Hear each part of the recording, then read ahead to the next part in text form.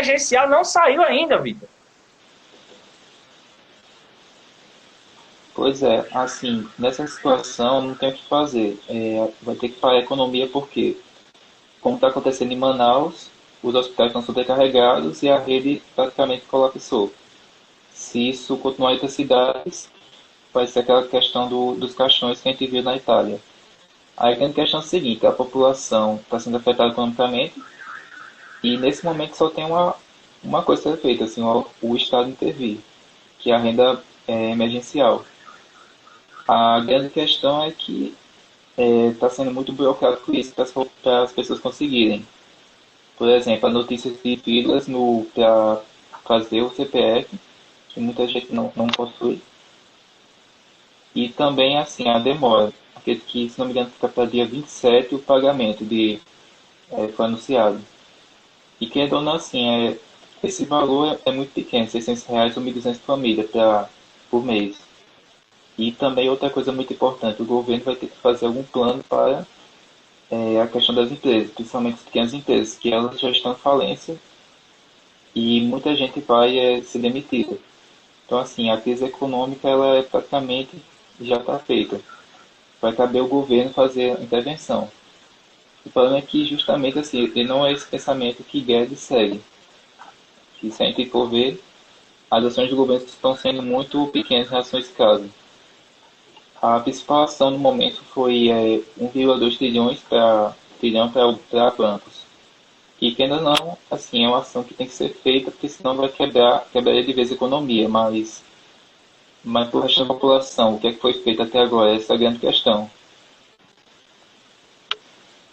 Sim, inclusive, Vitor, a questão do auxílio, eu vou falar daqui a pouquinho um pouco sobre o auxílio, mas queria agora, nesse momento ainda, citar essa confusão que existe, né, com relação às medidas, o presidente que não quer medida, o isolamento que pode, nesse exato momento, está sendo diferencial, né?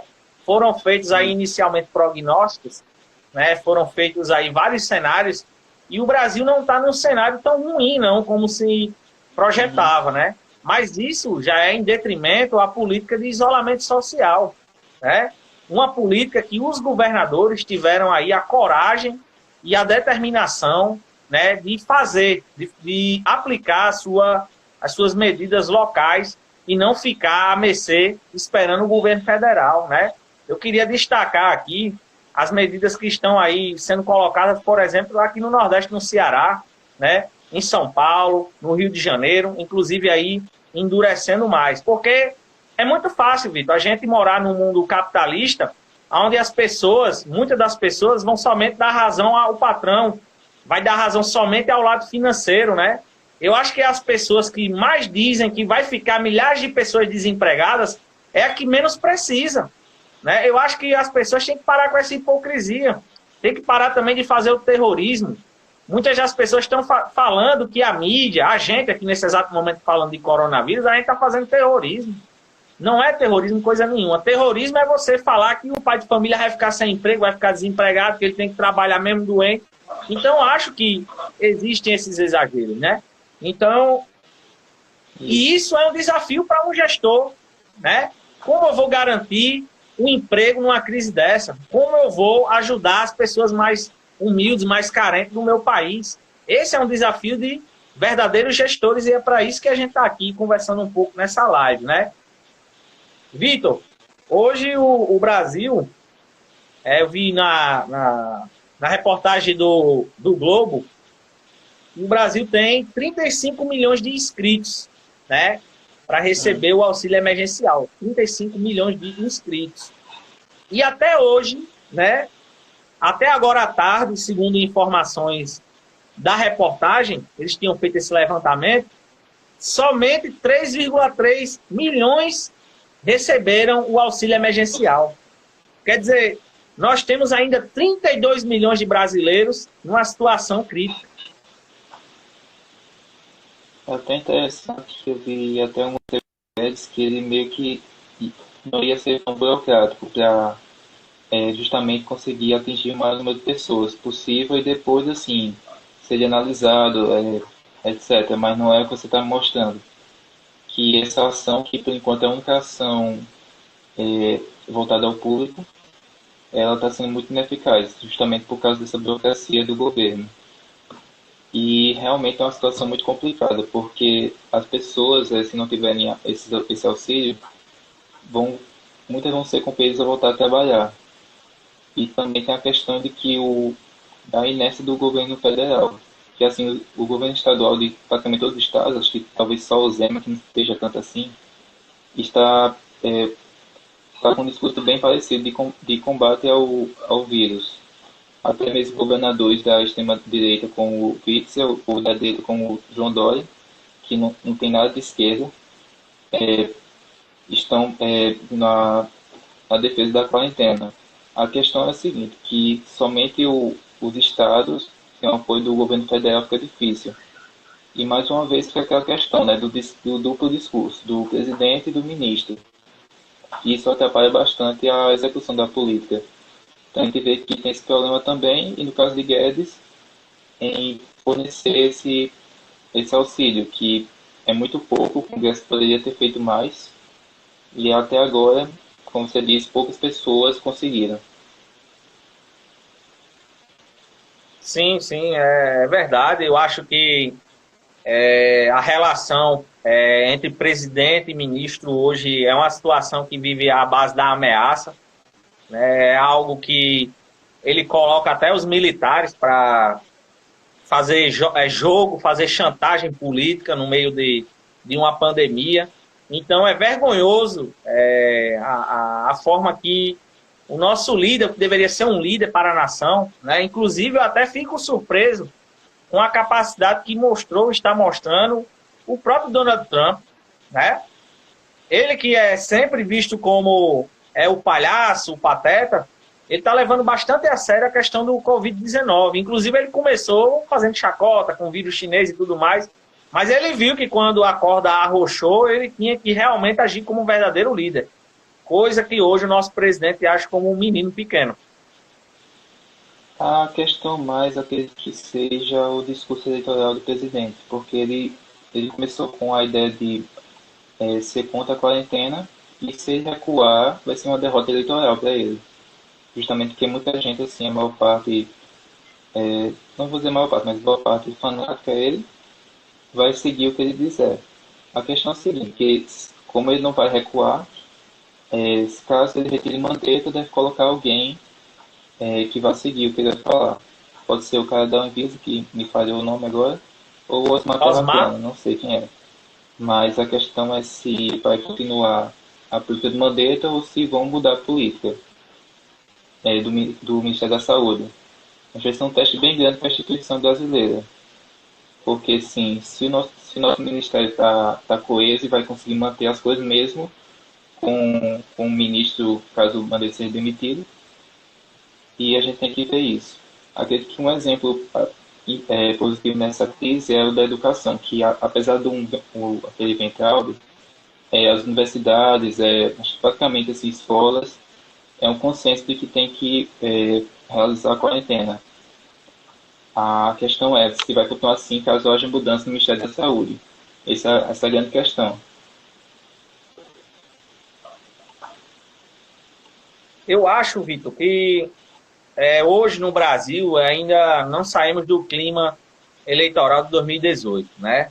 A gente vê aí Sim. várias pessoas lúcidas de um perigo que é a saúde, de um perigo que é envolvendo a nossa vida, a vida de nossos parentes, dos nossos amigos, e ainda ficam alimentando um besterol de uma minoria, né? O presidente age aí alimentando os fanáticos e os lunáticos, né? Que o seguem e suas teorias. É um pouco forte até dizer isso aqui como um gestor de políticas públicas, mas parece que o que o presidente manda, o resto diz amém. Né? É bem isso aí que a gente está vendo. Né? É um presidente que está indo contra as medidas. Tem gente até aqui na nossa live já comentando que tem que voltar a trabalhar. Né? Mas eu respeito a visão, a opinião de cada um. Eu até compreendo. Nós vamos passar essa crise. É uma crise realmente também econômica, vai deixar muita gente desempregado, né? Mas vamos deixar claro uma coisa, não vai ser um problema somente do Brasil, não. Esse é um problema global, é um problema mundial. Quando a OMS decreta que é uma pandemia, é porque tem uma capacidade enorme de contágio. Então, muitos até criaram teorias aí que o HN1 era igual, era semelhante, criaram em várias fake news, mas hoje a própria OMS divulgou, né, que a pandemia do coronavírus é 100 vezes, ou é 10 ou é 100 vezes, eu não me recordo agora, mais mortal do que o H1N1. É bem interessante você falou também que a mortalidade dessa doença é maior do que o H1N1, que é uma das defesas que estavam sendo feitas.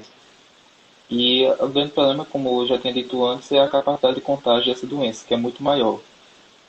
E no momento, assim, a quarentena está sendo o que deve ser feito.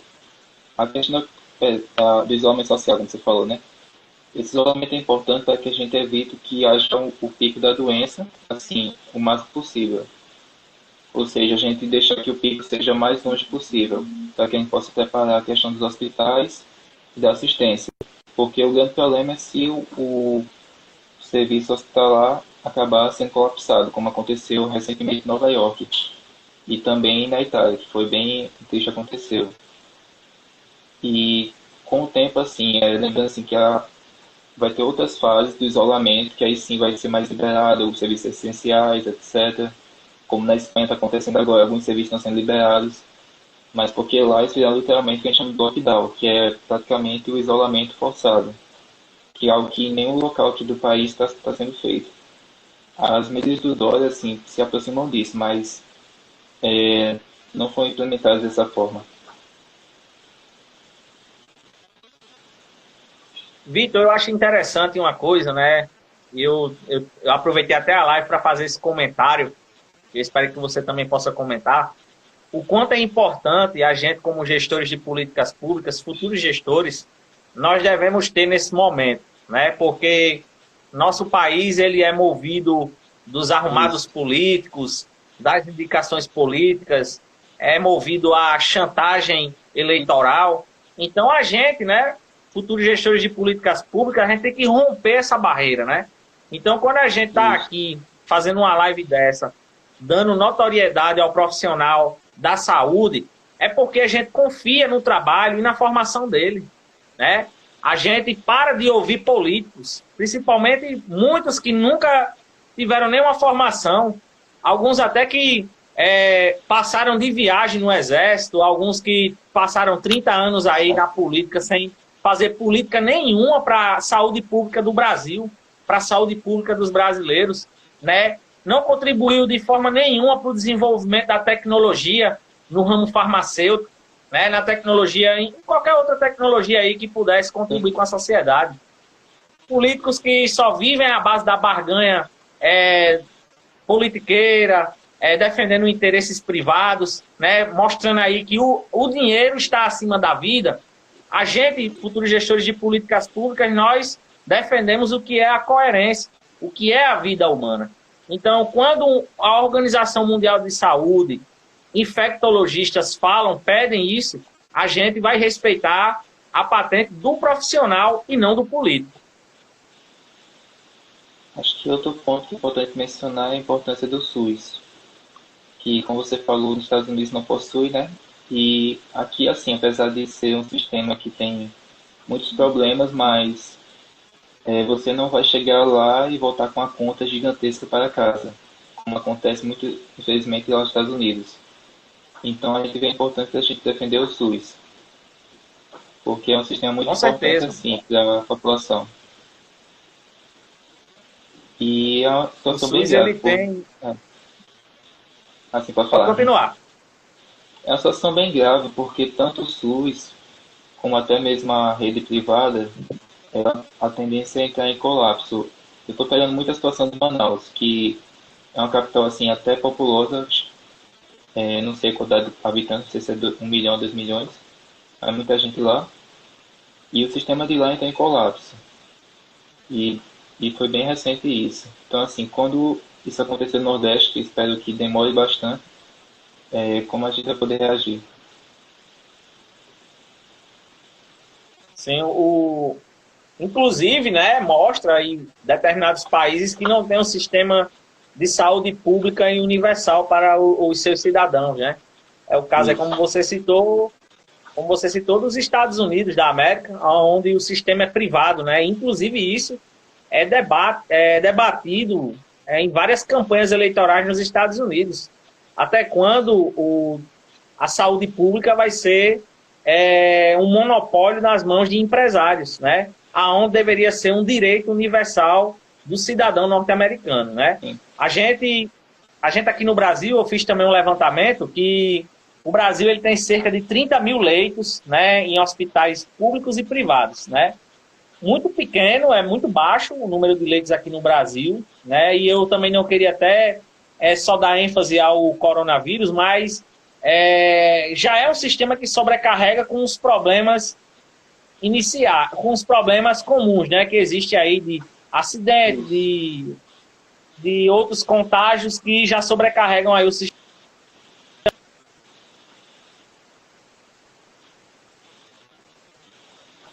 É pedindo para a gente não sobrecarregar o sistema de saúde público, né? Porque se chegar ao ponto da gente sobrecarregar o sistema de saúde público, e se chega você ou eu, a gente que é jovem, a gente chegar lá com o coronavírus e chegar um idoso, pode ter certeza que a prioridade, né, vai ser o jovem.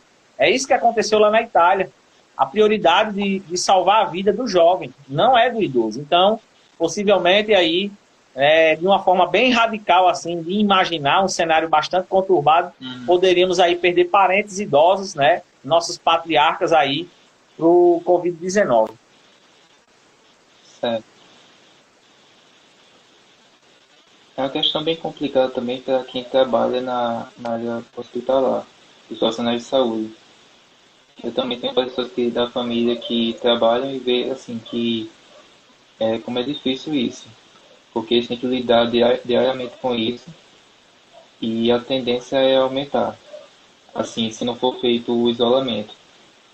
Assim, a reportagem que a gente tem, assim, no caso de Manaus e também de São Paulo, é de que muitos profissionais estão tendo cada vez mais de que lidar com isso e a pressão psicológica fica muito forte. Além de, claro, a parte da saúde deles, que acredito que foi um dos problemas que a Itália enfrentou, o número de profissionais bastante afetados. Acho que inclusive tem até uma foto de um grupo de enfermeiros, acho que não sei se é de Brasília ou de Goiânia, que pedia assim, para a população assim, fique em casa, tem lá a foto. Aí um